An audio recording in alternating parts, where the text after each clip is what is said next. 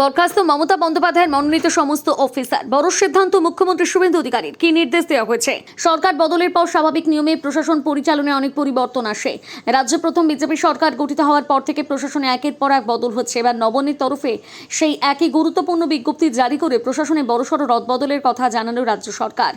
রাজ্য সরকারের অধীনস্থ অবিধিবদ্ধ সংস্থা, বোর্ড সংগঠন এবং সরকারি খাতের উদ্যোগগুলোতে নিযুক্ত সমস্ত মনোনীত সদস্য, পরিচালক এবং চেয়ারম্যানদের পদ অবিলম্বে বাতিল করার নির্দেশ জারি করা হয়েছে। 60 বছর বয়সে স্বাভাবিক অবসর গ্রহণের পর বর্ধিত মেয়াদে বা পুনরায় নিয়োগে কর্মরত আধিকারিকদের চাকরি অবিলম্বে বাতিল করার নির্দেশ দিয়েছে রাজ্য সরকার।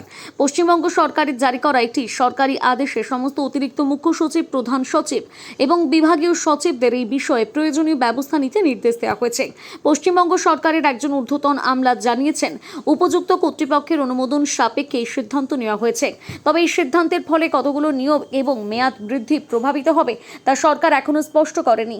মুখ্যমন্ত্রী শুভেন্দু অধিকারী জানিয়েছেন, পূর্ববর্তী মমতা বন্দ্যোপাধ্যায়ের নেতৃত্বাধীন তৃণমূল সরকার রাজ্যে আইপিসি কার্যকর না করে সংবিধান লঙ্ঘন করেছিল। রাজ্য সরকার এখন এটি কার্যকর করার সিদ্ধান্ত নিয়েছে।